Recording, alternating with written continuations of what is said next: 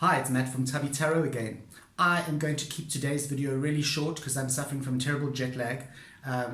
My fiance and I flew in last night from Hong Kong, from Bali via Hong Kong, and it's a 13-hour flight one way to Johannesburg, and then from Johannesburg to Durban is another hour, so I'm kind of running on empty here.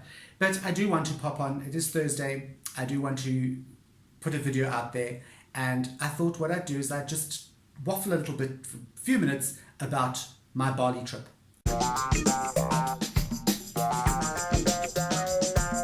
Hi, welcome back. Okay, Bali, wow, where do I start? The humidity, the crowds, the insane taxi. Anybody who's been to Bali, especially to a place called Ubud, will know what I'm talking about. I noticed the friendliness of the people first. Everybody in Bali is just so friendly. And the next thing you'll notice is their spirituality and how deeply spiritual these people are. We were in a town called Ubud, which is sort of inland from the coast. It's not one of the big coastal meccas where all the young people go to party. It's a far more spiritual place, a lot more temples and natural reserves and that sort of thing. It's a lovely area to go and explore if you haven't been to Bali and you're slightly older, you don't really want to go to that whole beach party vibe. But you'll notice that it's a lot more, inland is sort of a lot more spiritual than what the coastal cities are. And I think the reason for this is because it's a lot more ground level, grassroots level. It's not so influenced by commercialism. Having said that, you walk up Ubud Main Street and there's a polo shop, you know, Ralph Lauren. So yes, our sort of Western culture has encroached tremendously, but as far as the actual spirituality of this town goes, and this country, I think as a whole, one of the things we were saying is that it's not a situation of, okay, I'm getting up, I've got to go and do my prayers now. I don't think how Balinese people actually think.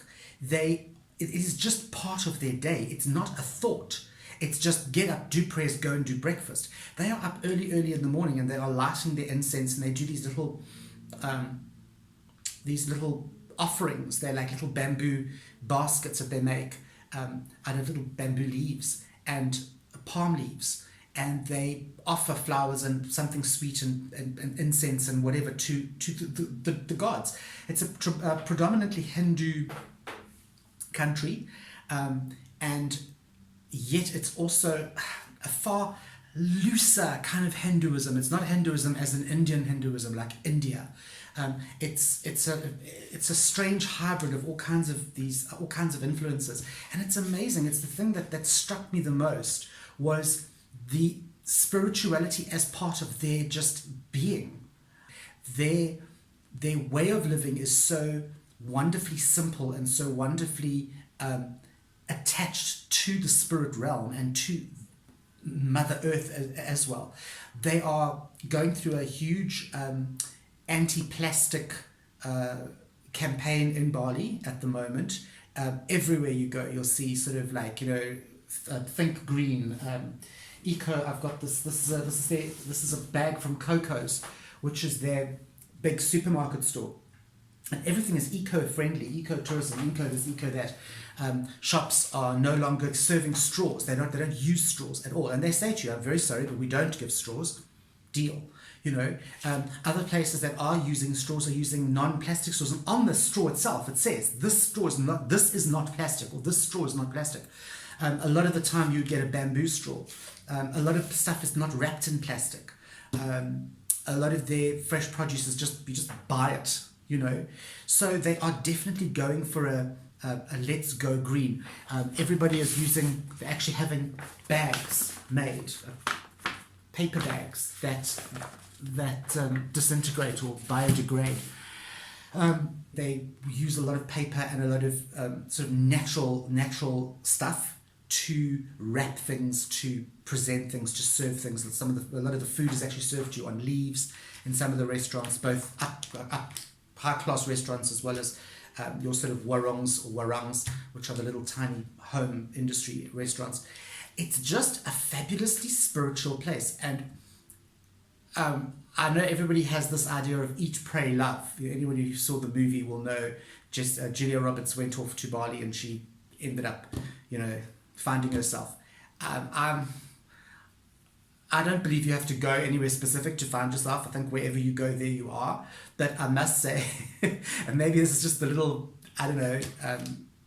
touristy person inside me coming out. I did feel spiritually uplifted in the country. Maybe it was just because I had a week off and I had no other worries, no sort of daily routine, no worries about that.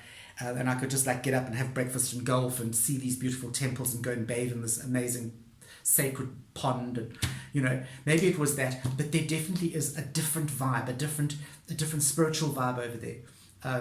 And as I say, maybe it's just me being wishful thinking kind of thing, but I definitely felt something. I definitely felt it was different, and friendly. People they're not hugely insistent on you taking your shoes off every time you go into a temple, whipping your shoes off every time you go into a shop.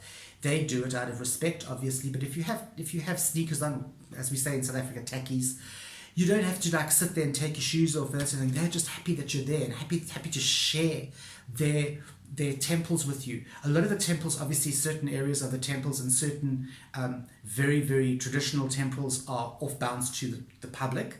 You will only go there on your special days, or if you want to go in, you have to wear the full regalia, which is a hat, a special sarong, a sash. And you can go and buy that and go and you can go in and do prayers, but it's very expensive. It's like 500 rupiah, 500,000 rupiah, which is a lot of money in Balinese money. It's a lot of money. So, you don't. I just feel that you don't have to in Bali. You don't have to go into the temples. The temples are everywhere. The buildings themselves are like temples. Everything is black. So most of the building is the actual stone that they use is black because it's volcanic. It's volcanic stone. And then, of course, the oldest stone that was used many, many, many years ago in antiquity was sandstone. And that's unfortunate because a lot of the sandstone structures have actually weathered away quite a lot. There's a place called the Sacred Monkey Forest where you go, and there are all these ruins that have actually degraded quite a bit because they were made out of sandstone and it hasn't stood the test of time. And yet you can still get this incredible spiritual feeling. You can just feel that these people live differently. They definitely live differently. And we were fortunate to get very lost and ended up literally high up in the mountains, on the slopes of the volcano, in all these tiny little villages, and the roadways are literally just big enough to fit one car, and it's a double road. So if there's another car, you either have to reverse back to let this car pass you, or move right over to the edge, and the edge is right down. It's pretty scary stuff. And we were just lucky. I say lucky because it afforded us a chance to see a side of Bali that the tourists don't see. We got to see the actual real life people living, cutting working in the rice paddies, actually going out and cutting the bamboo, people who are living literally on the breadline, and yet they are there. They are not getting their posters together and placards together and marching into the cities, marching into the town. They are there. They are living with nature. They are living with their gods. They are living with their spirituality. They've accepted this is what they do. This is where they are in this incarnation. They are making the best of what they've been given. They are playing the hand that they've been dealt. So, sure, I've rambled. I think it's the jet lag, but I want to. If anybody that knew me or met me in Bali happens to stumble across this video, thank you so much for your love and your welcome, Suksuma, to Mahesa, our driver. If you are watching, Suksuma, amazing man, Mahesa. And to Tommy, if you stumble across this, also one of our drivers, thank you. An amazing place. Please, if you guys ever get a chance to go to Bali, it's dirt cheap. It's a place that you just want to go and support these people, and it's just spiritually awakening experience just going there, no matter whether you go into the inland or to the coastal regions. Just go and see what it's like. It's awesome. It's a cheap holiday, and it is a mind-bogglingly beautiful, amazing place to go.